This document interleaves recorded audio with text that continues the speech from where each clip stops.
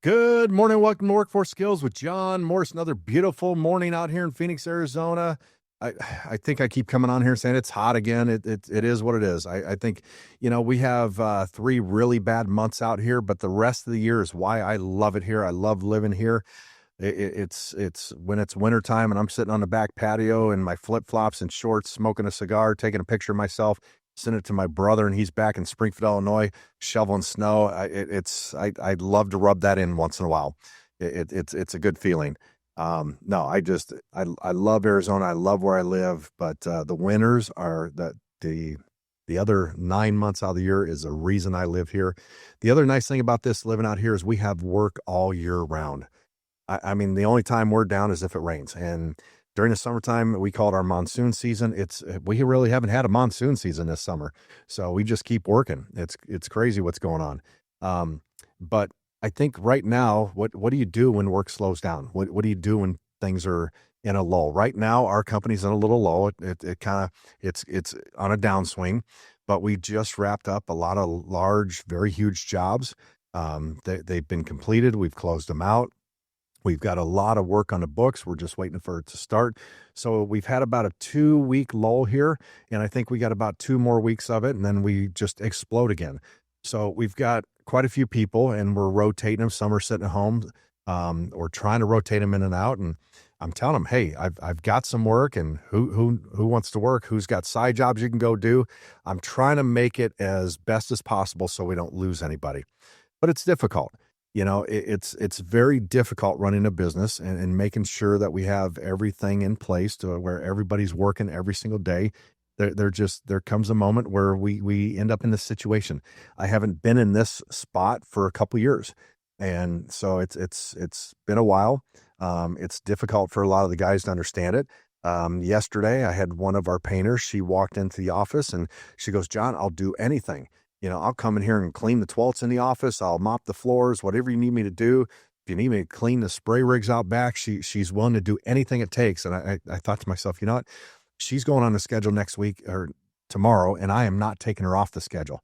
I want more people like that are willing to do whatever it takes and grind out there. Those are the people I'm looking for. I'm not looking for that best painter. That's an attitude. That's that beast mode mentality I'm always talking about. That is the perfect woman that wants to work, that wants to grind, that's not going to let anybody stop her from doing what she needs to do. And she loves the company. She doesn't want to go anywhere else. She was worried that, am I going to lose my job? No, you're not. We're in this little slow point, and let me see what I can do to make it work. Now, on the other hand, the other day I had a guy come in that works for us, an older gentleman, and he's like, "John, I need to work. I got to pay my bills. I got this." All right, well, I got some work right now, but it's at nighttime. You willing to work nights? Oh no, I don't do nights. Then I don't have anything for you right now. You're going to have to wait. 2 days later, I get a text from him. "John, yeah, I think I'll do the night work. I'll take that." Well, you take the work that's there in front of you. Yeah, you might not want to work nights. You might not want to work weekends, but you take the work that's available. That's the one thing about me that I've done my whole life. I'm always grinding. I used to tell my wife, I'll take a break when it slows down.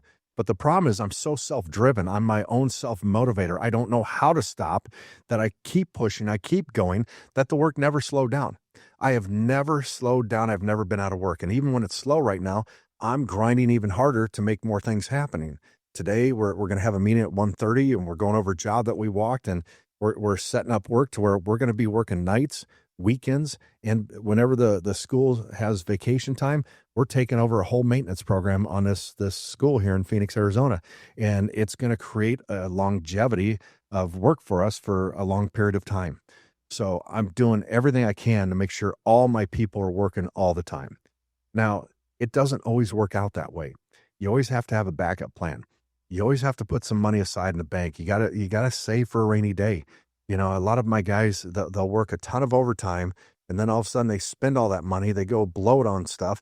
Next thing you know, they're coming to work 2 weeks later, and they get off for a day. "Hey, I can't do this, John. I can't afford to take a day off." Wait a minute, what happened to the 40 hours of overtime you got last month? That money's already gone. It blew. It's spent. You got to think about these things. What are you doing to protect yourself for the future as an employee? You don't know when the work's going to slow down. We work in construction. The other thing, and I talked about it on the last podcast, about the amount of jobs that are out there. There at the end of June of 2025, the labor board stated there are over 1 million construction jobs across the United States available right now. They're open. They need workers for this. So you can't tell me there's not enough work out there. I do believe in our area in certain segments it is slowing down. That's going to happen. But where one segment slows down, something else picks up. We used to do a lot of residential painting. We kind of pulled back from that about 2.5 years ago. As of this year, we've kind of opened up that door again. We're starting to do residential painting again. We're not advertising or broadcasting out there, but any calls that come through, anybody that wants their residential house painted, we're looking at, we're bidding it, and we're trying to create some cash flow to where if we have this coming, let's take it. Why would we turn away work? Doesn't matter that we are doing mostly commercial and industrial now. Let's do a little bit of residential. Let's get that under our belt. We used to do it. Let's bring it back to the table. This is what's going to keep us busy. So if we can focus on all these different segments, we're now bidding today a hospitality job. It's a hotel. It's a new build. We're going to bid this and hopefully land it. We've done quite a few hotels in our past history as a company. So we have experience in this. The multifamily side of it, that's something I try to stay away from. The apartment complexes, the high-rise apartments, condos, it's pennies on the dollar when you go to bid at it. And the guys that bid it are so cheap, we stay away from that. So that's one segment I don't want to get involved in. But everything else, let's jump at it. Let's make it happen. That's what's going to keep my employees busy. That's what's going to keep work on the books. The reality is we have a lot of work on the books. There is so much we've landed over the last couple months, but not everything is starting right away. We are at the mercy of the general contractor's schedule. We don't control the schedule. We just keep bidding, and hopefully we land something and we get it.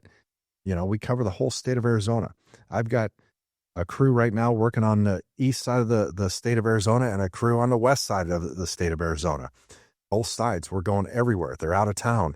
We're going to do it all. I don't care where it's at. We're going to jump out there. We're going to bid it. We're going to land it. Now, unfortunately, with the out of town work, we have to add a little extra money. We have to add travel. We got to put the guys up in a hotel or an Airbnb. We want to make them comfortable.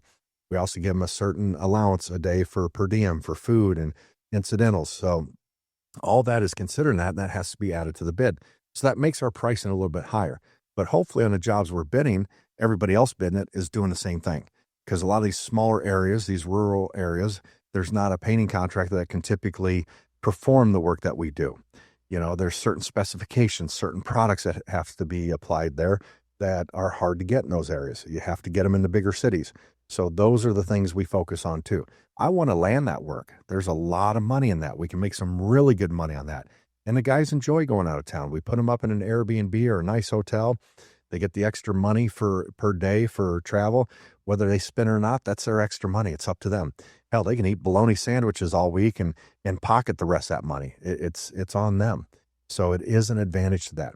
Plus, they get paid their drive time there and their drive time back, as well as the hours they work. And when they're out of town, I want them to work 10-hour days. I don't want them to just go up there and work 8 hours a day. Put in 10 hours a day. Get your overtime. Let's get this job done and get you back to town. It just makes the most sense. So we're constantly grinding. We're constantly trying to look for work for everybody.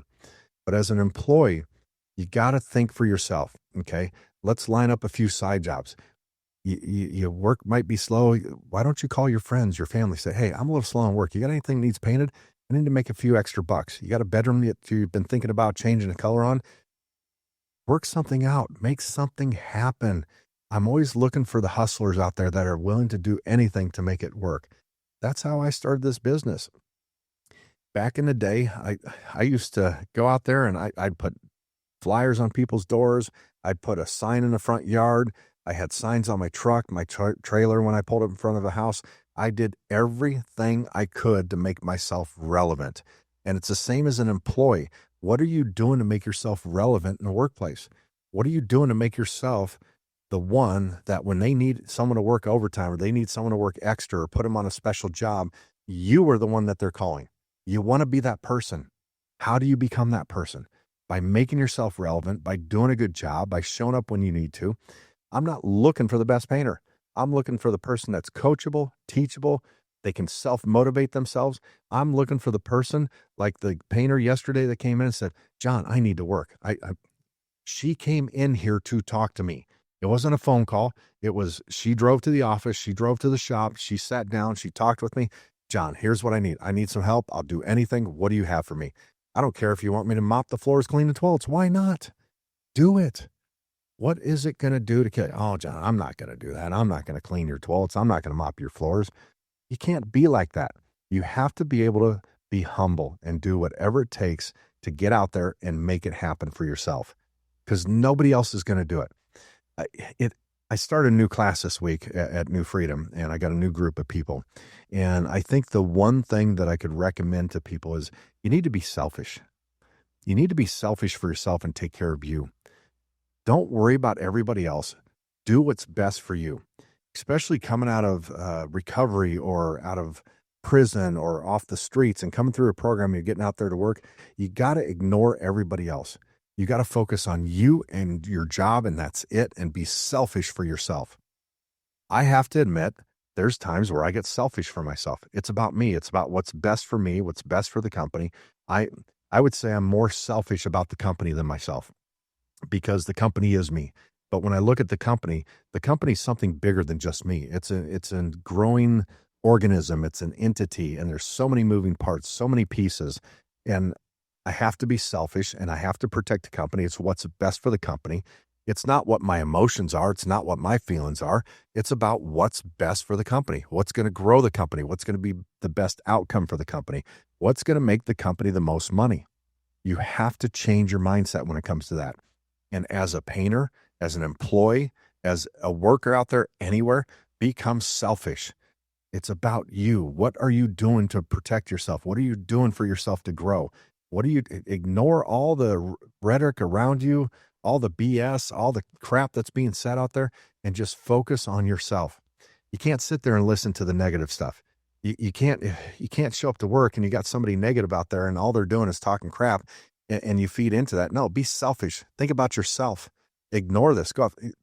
Just tell the person, hey, I'm not interested in what you're talking about. You're too negative. I'm going to go over here and do my job because that's what I need to do. You will be noticed. I guarantee you, upper management, the people above you, they do see it. You will be the one that's promoted. You will be the one that will move forward. You'll be the one that gets the extra hours, the overtime. It's going to happen, but you got to do it for yourself. If you don't do it, who's going to do it? Nobody's fighting for you. You're fighting for yourself. I'm a firm believer you can do anything you want to do. Only you can control your destiny. There's good and evil in all of us. You've got to figure a way to do the right thing and push forward, and you got to figure out your own destiny. What are you doing to change what's in front of you? And talking about being selfish at the same time, you got to focus on what's in front of you. I don't care what's behind you. I don't care what happened earlier. I don't care what you had for breakfast. All that matters to me is what you're doing right now moving forward. We can talk about it and worry about all this other stuff, or say, well, this is happening because of this. Well, I'm this way because of this happened to me 2 years ago. No, what are you doing now moving forward to make a difference? I've got a guy working for me, and he's in an upper management position, and he has to drive his own vehicle. My insurance will not cover him because he had an interlock device. And from the date he got that removed from his vehicle, it's 3 years from that point until I can put him in a company vehicle. I don't care what got him there. We don't talk about that. I can already figure what happened and what made that situation. But what I'm doing is I'm counting the days down when he can go in a truck. That's what I'm focused on. I'm not worried about the past. I'm not worried about what he's done.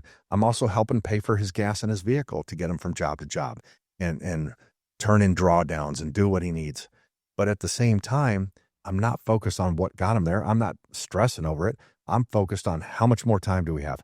How much longer? I'm looking ahead. Okay, we've got this much time till I can put you in a truck. I want to put you in a company vehicle. We're going to focus on that and do it. Focus on what's in front of you. We can't think about the past. Now, I'm a firm believer that my past does not define me, but it's also made me who I am today. And I can't change the past. I can only change the future, and I can always look in front of me and what I'm doing right now. And if you can focus on that, if you can grow on that and think about what's in front of you, what's next, what you're going to do to better yourself, I guarantee you good things will come. But if you start focusing on the negative, the past, what brought you down, what caused the issues and got you where you're at, you're never going to move forward. I'm telling you, be selfish, look forward, focus on you, and that's it. You know, if I could give one thing, and this is something I teach in the class, and I brought it up the last 2 nights, focus on you and your job for the next 6 months. That's it. Be selfish. Focus on just that and watch the changes. Watch what's going to happen. You know, for some of the men and women that come out of the program that we look at, their situation is some of them were locked up for many years. And then they went into this 90-day program, a behavioral health program. They're learning a trade. They're learning to fix their feelings and emotions and get back on track so they can go out into society and work and have a healthy interaction with people and have a good job. So for them coming out of that, I tell them, hey, if you're moving into a halfway house or in a situation, focus on just that for the next 6 months. But John, you don't understand. I want to go live with my girlfriend. I want to go back to my family. I get that, but you've been away from them for so long. What is 6 more months? You're in a recovery. You're fixing yourself. You're changing your environment. You're changing the way you used to be. You're becoming somebody better. Let's do it for 6 more months. And some of them say, oh, you're just trying to control me. You're trying to make me do this. And it doesn't make sense to me. But when I look at this and I look at their situation, and I've watched this time and time again, the ones that do this, the ones that focus on them and themselves and their job for the next 6 months, those are the ones that are more successful. They have a better chance, a better shot at making it and staying on the right path than the others that don't want to go down that road, or they feel like they got to go move in with their girlfriend, or they want to leave the program before the 90 days are up and still get a job. I'm sorry. You leave the 90-day program before your 90 days, you will not get a job with me. It's not going to happen. I don't care what your situation is. I don't care if you went somewhere else and had a job lined up and you called me 2 months later, it didn't work out. You're not coming on board with me. I can't hire you. It's too much of a risk. I want the ones that want it the most, that are grinding and doing the right thing to get to where they want to be. That's what we're looking at. If you can be that person, if you're the one that can grind every day and be in beast mode and push yourself to that next level, you know, you've got to find a way to self-motivate yourself. I'm in class and I'm teaching these people and they're coming up to me after class, John, you're motivating. I love this. I love listening to you. You're pushing me to be a better person. Great. But who's going to be there when I'm not? When you get out and I didn't hire you and you've got to look for a job and you're struggling, who's going to be the one motivating you, keeping pushing you to move forward and do the right thing and continue to look for the job, continue to grind, continue to be in that beast mode? Who's going to be your motivation? For me, I don't need motivation. I'm my own self-motivator. I push myself harder than anybody else. It's funny. I was sitting here talking with Josh behind the cameras this morning, and we were talking about my trainer. You know, this week is week 20 with my personal trainer, and we were talking about why have a trainer. Trainers are expensive, but it's about accountability. It's someone to push me, you know, and sometimes I feel like I'm pushing myself too hard, and my trainer, my coach is there to pull me back. Hey, you need to lighten the weights. Your form is getting out of sync. You're not doing it the right way. We need someone there to hold us accountable. I can only motivate myself so much, but I also need a team around me. I need my social network to be there, to push me, to guide me, to help me, call me out when I'm not paying attention to the right things I need to pay attention to. Sometimes I overthink stuff and I push too hard. I need someone to rein me back, pull me back. So even though I need to be selfish, I need to focus on myself, I need to push myself, I need to self-motivate, we've got to find that balance. There's a fine balance out there of how we do this and who's around us. You have to figure out what's best for you. You have to find that balance that's going to work for you. Is it having someone around you 24/7 pushing you? Or is it, man, I only need to be pushed a couple times a day or maybe once a week. I've got this. I know what I'm doing. But what do you do when you start to become a little bit lazy or you feel like you don't want to do it? There's times going to the gym over these last 20 weeks. It's like, man, I really don't feel like going today, but it's not an option. I'm paying this guy. Now that's holding me accountable. I'm not going to pay someone and not show up. That doesn't make sense. You can't do that. So I'm working out, I'm spending time with them. It's an hour a day from 7 o'clock to 8 o'clock, Monday through Friday, and it holds me accountable. And my wife's going with me, and we're doing this training together. It's a great feeling. And as you slowly watch yourself get in shape, you see the rewards at the end. And that's what's going to happen as you're working over the next 6 months, as you're focusing on you and your job. You're going to start to see the rewards. You're going to start to see the paychecks come in. You're not going to be spending that money on stupid crap. You want to start stacking your cash. You want to start putting money away. You want to start putting money in savings. Save for that rainy day. Learn to do that. Teach yourself to do that. That's one of the biggest problems, and I know I've said it before. I don't think we're teaching our younger generation. They're not being taught in school how to budget money, how to finance. They don't teach them anything about money. There needs to be a class just about money, everything to do with money, interest rates, everything, investing. Why not? Why not teach someone at a young age? Start teaching teenagers how to do that. So when they get out there in the real world, they're already prepared and they're doing it for themselves and they understand it. Everything I've done, I mean, where I'm at, it's a school of hard knocks. No one taught me how to do this. I've learned by trial and error to get to where I'm at with this business. And it's been a struggle. Every day is a struggle. It's a grind. I actually got to go did a job today. I got a phone call yesterday from a guy that said I painted their house 10 years ago.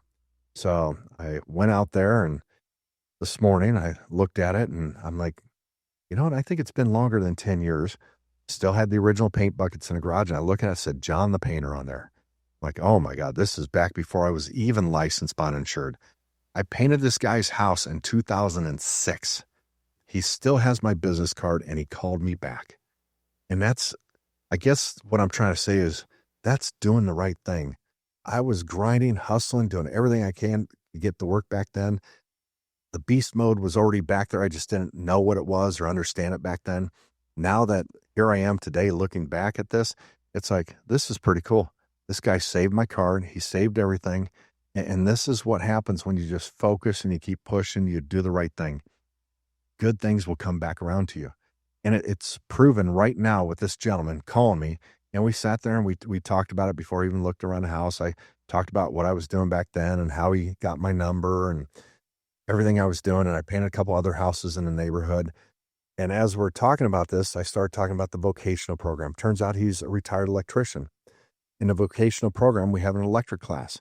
He's interested now in coming and maybe helping out. And I threw that out there. Whenever you're ready, just come by. I'll show you the place. We'll see if it's even something you'd be interested in. So it was pretty cool.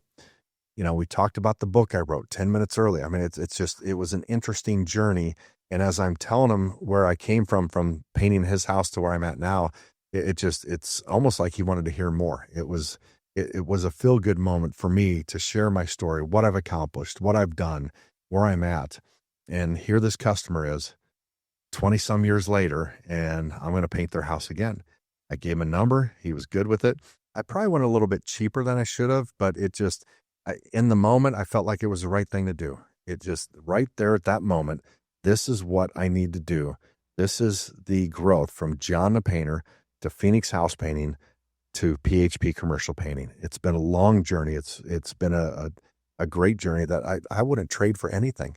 I love where I'm at. I love what I've done, but it's constantly grinding, hustling, being selfish, pushing forward, motivating yourself, treating people the way you want to be treated.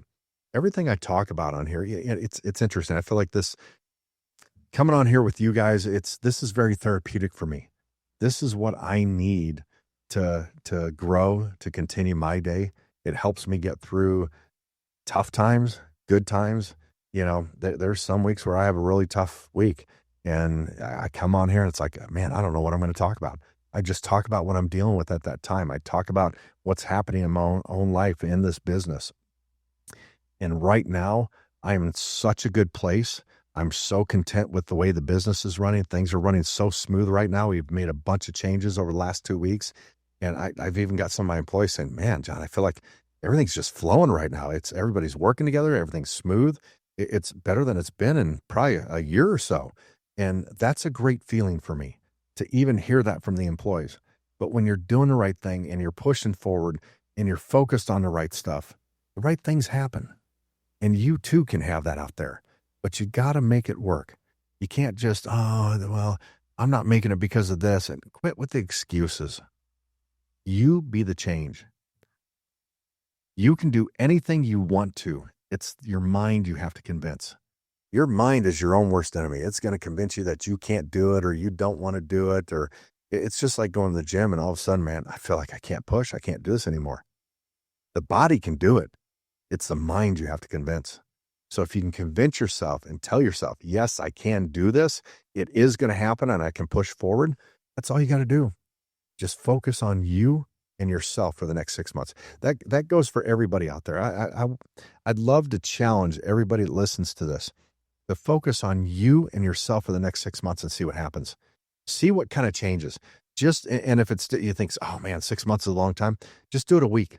Start with a week and then make it 2 weeks and then you go for a month, then month and a half, 2 months. Just do it in slow increments and see what you can do. But do that. Just shut down.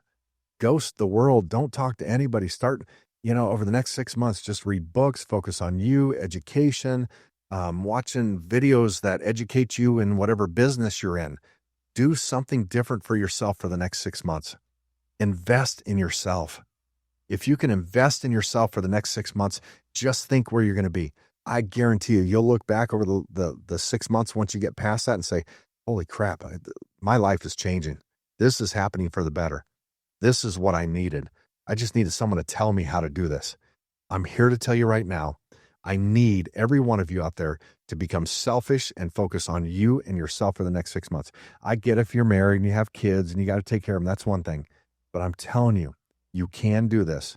You can focus on yourself, your job, focus on your education, focus on reading, focus on learning new stuff about whatever trade you're in, whether it's plumbing, electrical, framing, whether you're a greeter at Walmart. I don't care what you do. Find a way to become better at what you're doing. Seriously, focus on you. Once again, guys, I want to thank you for joining me. If you really like this podcast, I'd like you to like and subscribe. It really helps us. Please shoot the questions that you're shooting. I reply to everything you guys ask, and it's good to get some questions and some knowledge from the people out there. Whether it's off of Facebook, YouTube, whatever social media, TikTok platforms we're on, we post everything out there.